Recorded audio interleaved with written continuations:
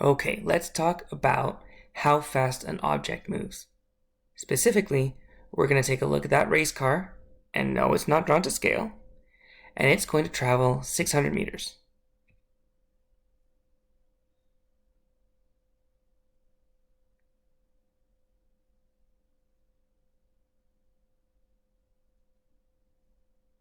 And then it's going to turn around and travel back 600 meters.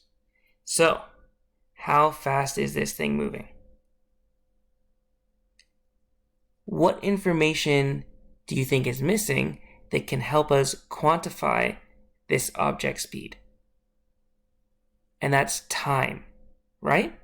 So, okay, let's say that it took 24 seconds for the object to travel 600 meters and back. Now, can we determine how fast the object moved? So in this lesson, we're going to calculate how fast an object moves. And you already know a little bit about how fast an object moves. You know, for instance, that Usain Bolt ran the 100-meter dash at a really fast time. He broke the world record and ran 100 meters in 9.58 seconds. The football player John Ross ran a 40-meter dash in 4.22 seconds. Or if you're not into athletics, well, the speed limit on Deerfoot Trail, that's 110 kilometers in 1 hour. So those are all examples of how fast an object moves or is moving. And what do they all have in common? They all talk about how far an object moves and how long or how much time it took. So how fast an object moves is related to how far it moves and in what amount of time. Now let's get into specifics and get into specific formulas for calculating this. So one way to look at how fast an object moves is by looking at its speed, where speed equals the distance the object travels divided by the time it took, or the time interval, we'll call it.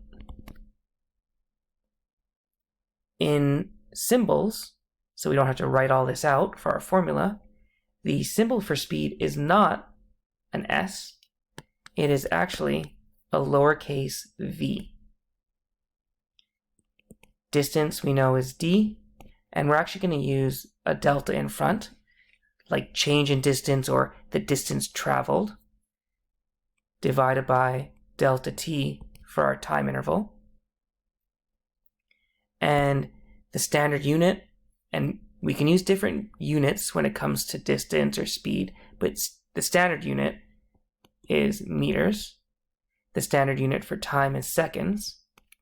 So if speed is distance divided by time, or meters divided by seconds, then the standard unit for speed is meters per second. And just to be clear here, when we're talking about speed, in this case, we're actually talking about the average speed.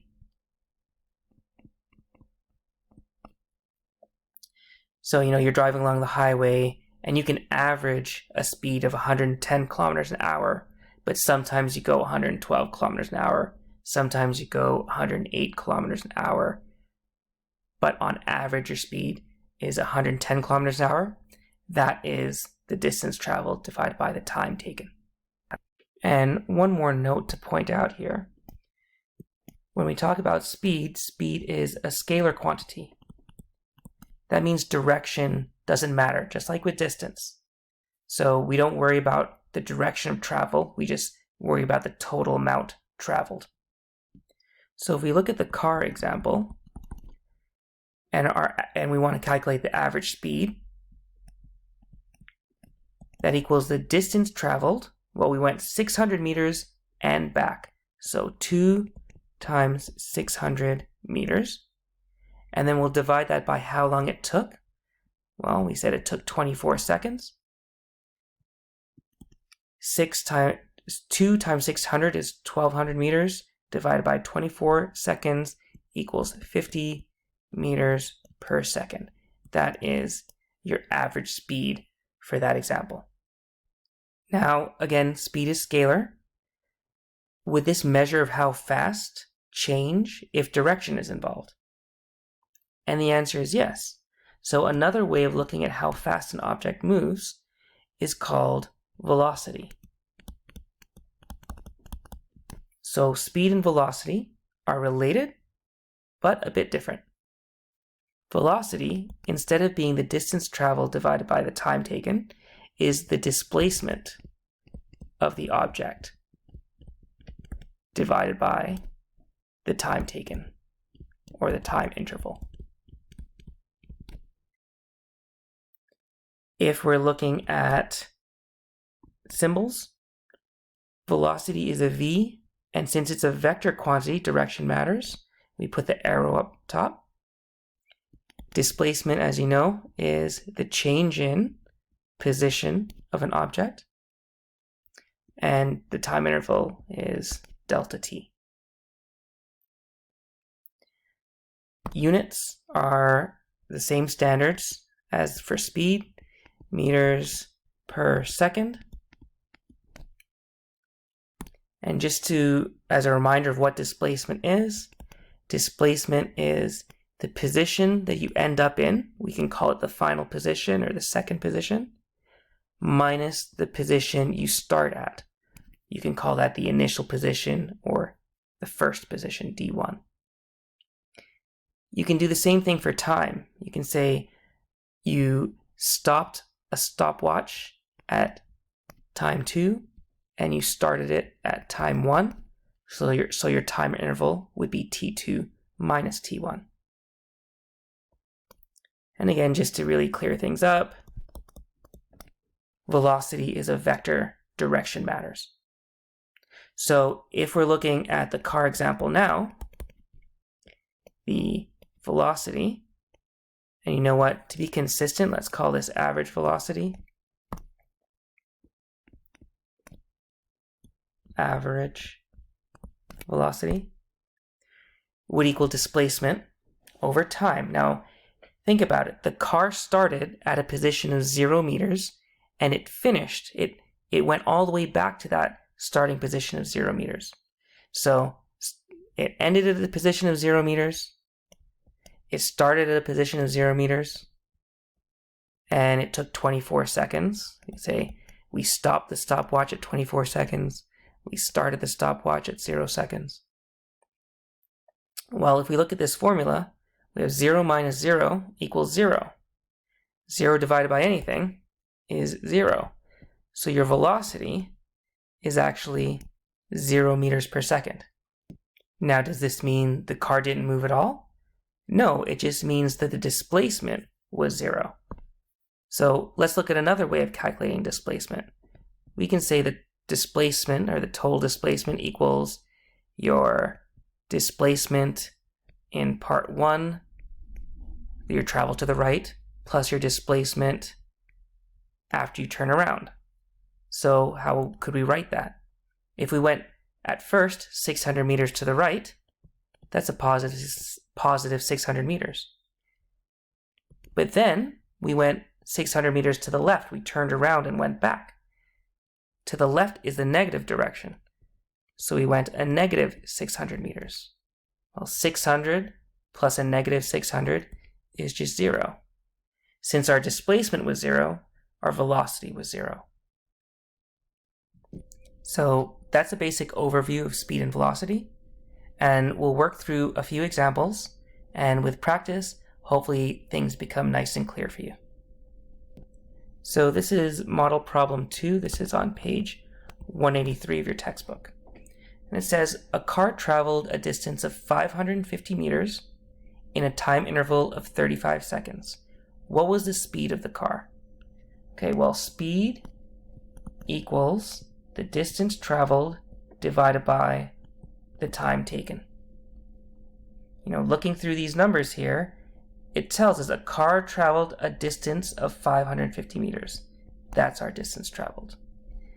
it took a certain amount of time. The time interval was 35 seconds. That's your delta t there. We have a formula for speed. We can just fill in the numbers. 550 meters divided by 35 seconds.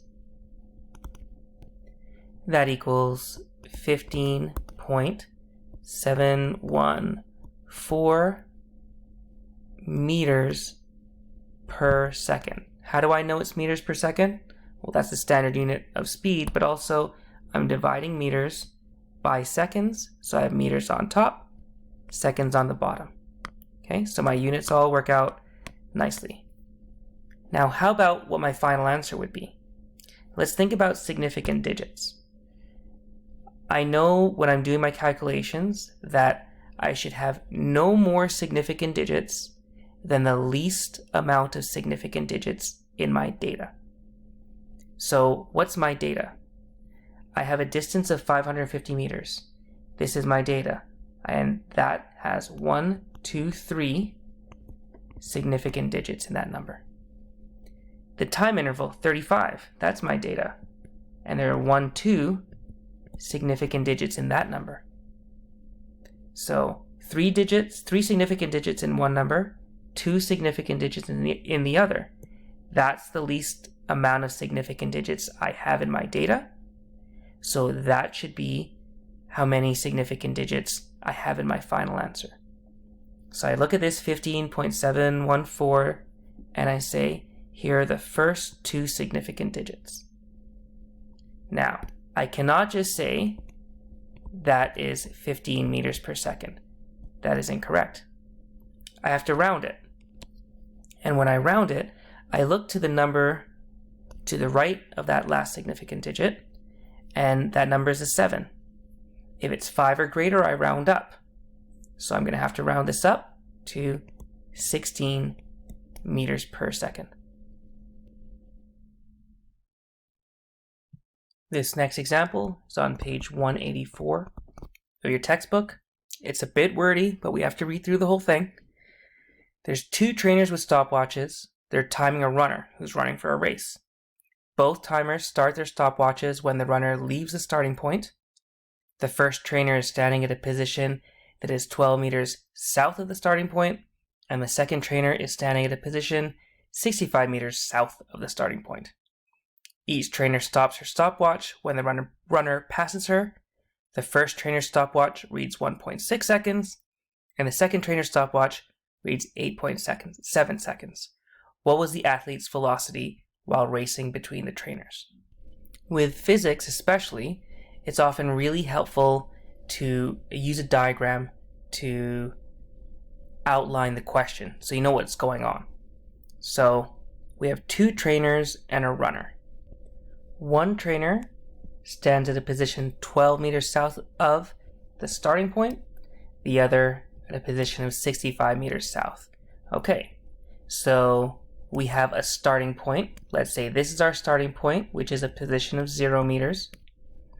12 meters south of that,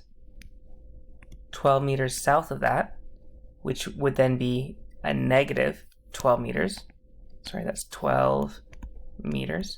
South of that, that was the first trainer. So I can say, okay, trainer number 1 is there. Trainer number 2 is at a position way down, 65 meters south, negative 65 meters on the number line, if you will, and at a position number 2, we'll call it. And there's going to be a runner.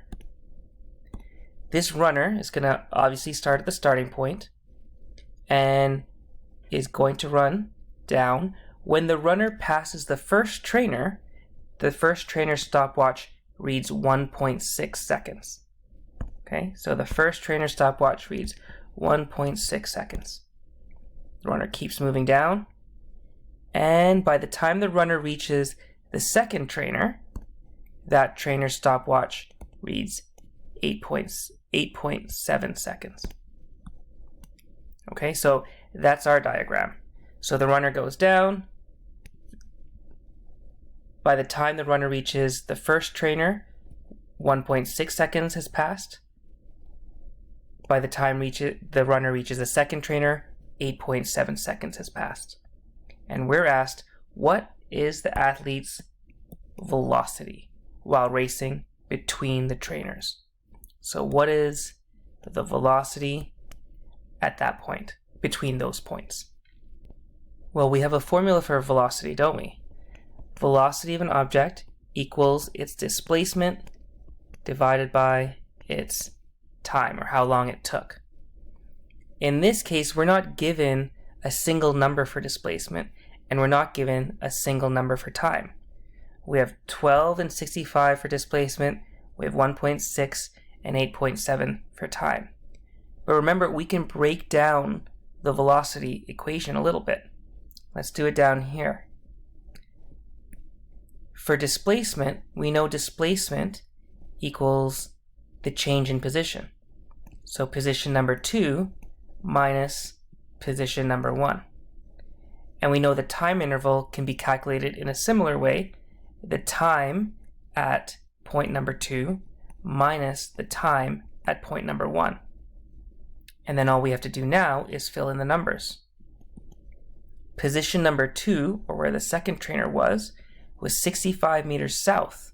That's a negative 65 meters. We subtract from that position number 1, which was 12 meters south, or a negative 12 meters.